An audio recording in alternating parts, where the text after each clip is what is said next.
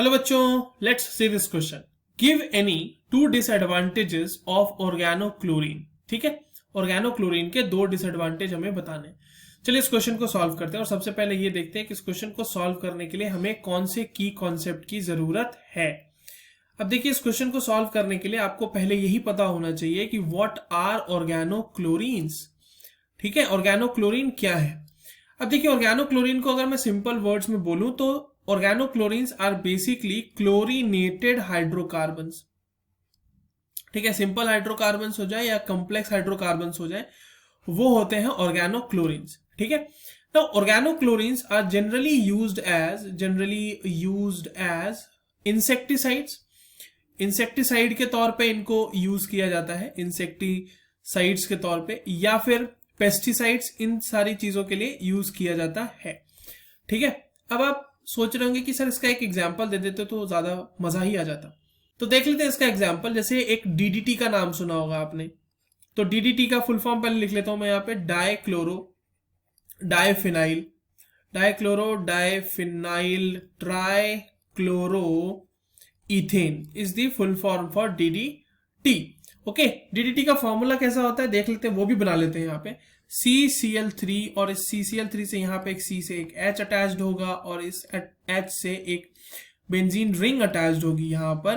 यहाँ पर एक क्लोरीन लगा हुआ होगा। यहाँ पे अगेन एक जो है इस तरह से बेंजीन रिंग होगी अटैच्ड आपके पास, और इस बेंजीन रिंग से फिर से यहाँ पे क्लोरीन अटैच्ड होगा। So this is the entire structure for DDT।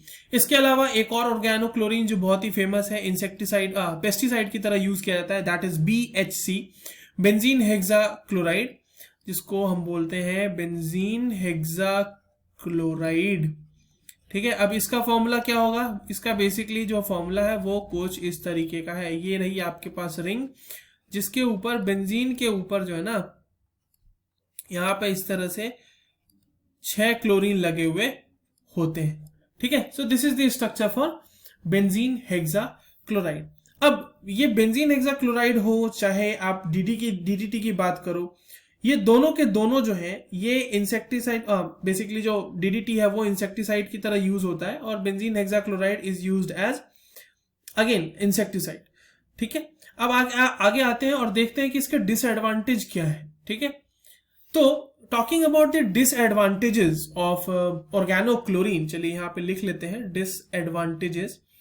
अब डिसएडवांटेजेस एक एक करके समझते हैं। अब देखिए, इसके जो ओवर यूज है ना डीडीटी के, या फिर बेंजीन हेक्साक्लोराइड, या और भी जो भी हमारे पास ऑर्गेनोक्लोरीन्स हैं, उनकी वजह से अगर उसका एक्सेसिव यूज करते हैं, और अगर उसको हम लोग क्रॉप्स में यूज करते हैं, प्लांट्स में यूज करते हैं, और अगर उसी को हम लोग इनटेक करते हैं खाने के तौर पे, तो इसके मतलब इंक्रीज्ड कंसंट्रेशन से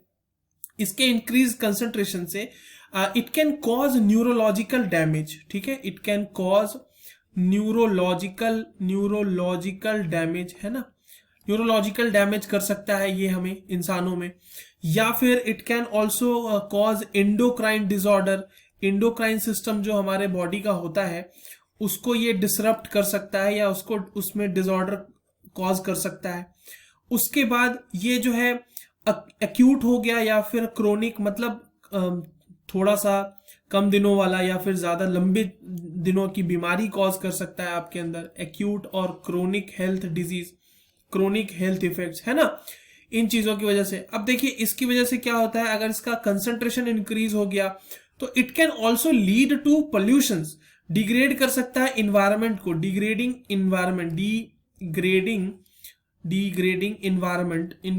को भी डिग्रेड करता है। हाउ, तो इन सब की वजह से you can have water pollution, you can have soil pollution, right. So these are the basic disadvantages of soil pollution, लिख लेते हैं पहले यहाँ पे, और these are the basic disadvantages of using organochlorines as anything, जो भी चीज में उसको हम यूज कर रहे हैं। ठीक है, I hope you understood this question. All the very best.